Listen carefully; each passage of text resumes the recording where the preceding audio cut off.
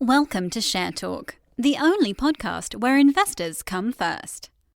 Hi, this is Zak Mir with the Bulletin Board Heroes here on Share Talk for Thursday the 25th of March, and rather more villains than heroes today as far as the small caps are concerned. Starting off with Braveheart though, here we've had a nice break through 80 pence, which was the level that we wanted to break. Really, that was the neckline resistance that we've had for most of the month, and an end of day close above that should be relatively straightforward in terms of pushing the shares towards resistance on the way down in February towards the £1 to £1.10 area, which all of a sudden doesn't seem to be too far away. Stop loss, I suppose, either an end of day close back below 80 pence, or if you're able to handle it, back below the 20-day moving average and today's support at 68 pence. Moving along to a stock which has proper solid technical and charting credentials at the moment. Here we've got Coral Products, and the reason for including this today on a rather dull day for the market is that if you look back, you can see that we had a gap higher in December, another gap higher later in that month, and the gap was never filled, never even close to being filled. So we've got a sideways consolidation, which is normally seen, or a step consolidation, which is normally seen early in the strongest of situations, breaking near-term 12p resistance and closing above it today or tomorrow at the end of the week. And we should be on our way towards a 20 pence target as soon as the end of next month, which is the top of a rising October trend channel. So let's see if the charting works on that particular situation. Another stock which is merited in terms of its gap action has been Cambria Africa. I've looked at this a few times before. Obviously, we've had that pullback from the early March resistance, but we've still maintained higher support points above the gap that the shares left last month. So that was through the 0.3 pence area, and at least while we're above the recent support at 0.35 in the 50-day moving average and the floor of the rising trend channel from November, looking to retest the best levels of this month by the end of April. So that one looking pretty well set up while that gap remains unfilled. On to market maker's favourite, according to some sources that I have, Fusion Antibodies. Been a long time trying to get through the sort of £1 to £1.50 zone. A bit of jiggery-pokery now, finding old resistance as new support, which it looks as though we've done with today's price action. Final dip below £1.50 today and yesterday, and pushing through the March high at £1.65, which given current market conditions is quite a plus. Should be on its way towards retesting £2 to £2.50 next month, but the big target here as high as £3 at the top of the rising trend channel from back in February last year, and that's a 2 to 3 month time frame target. Only really back below, I suppose, £1.40 on a mid-price basis, really questioning the breakout for the shares, which has been a long time coming, and looks as though, as I said, it's finally on its way, with all the near-term moving averages also rising at the moment. Jubilee Metals, a stock which I was very keen on, I have been keen on most of the year, not surprisingly given the way that the shares have performed.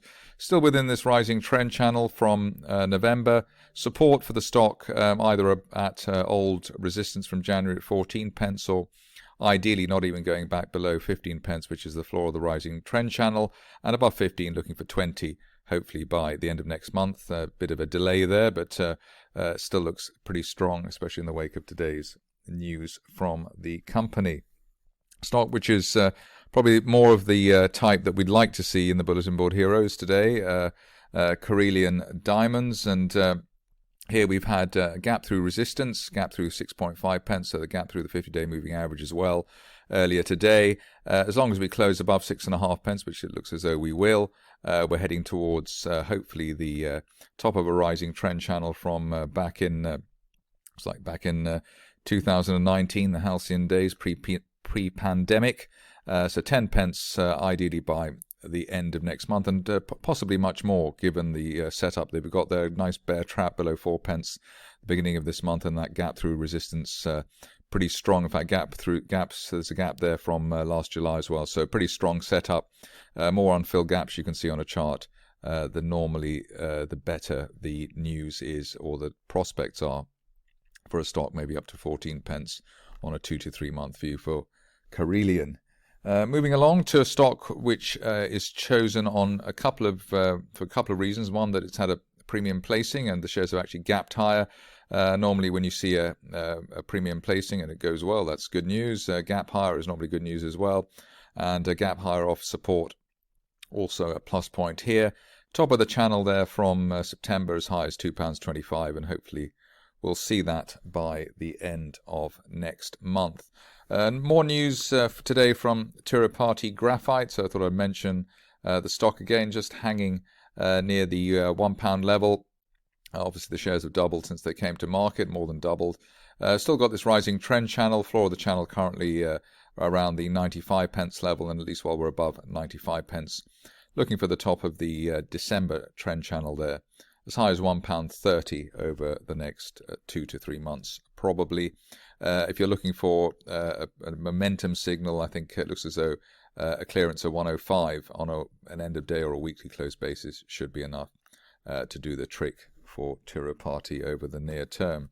Good to see Versarien back, obviously a stock that divides the bulls and the bears quite strongly, but here we've had, I suppose it's a narrow bear trap low from below the 34 pence low of December. I think the low this month, actually around the same level, so it looks like a double bottom actually off the December support. But either way, we've broken a February resistance line. We've broken the 20-day moving average at 39 pence.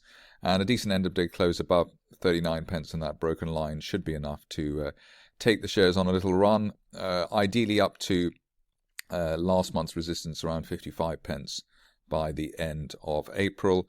Big target here, assuming that finally the shares are rehabilitated, would be a retest of January resistance at 80 pence, maybe going into May or June. But let's go for the upper 50 or the low 50s rather in the interim. I think that would be a fair thing to do. Fun stock of the day, and one which is looking really quite exciting on a technical and even a fundamental basis, is Webis. I think I've described the price action of late. Earlier in the week, we had a breakthrough resistance at 3.5 pence, came back to test that as support at the beginning of the week and powered higher since. Initial target here, as promised before, up to 7 pence, maybe by the end of next month, the way things are going, maybe even by the end of this month, but 7 pence by the end of April. A bigger target on a 2 to 3 month view now, as high as 12 pence, maybe for May or June on Webis. But all of that while we hold above 3.5 pence. Ideally, there's a decent weekly close tomorrow above 4.7 pence, and that would be the trigger for an acceleration of the recent gains. That's it from me today. More updates tomorrow. Thank you for listening. Remember to visit our website for more news and other podcasts at www.share-talk.com.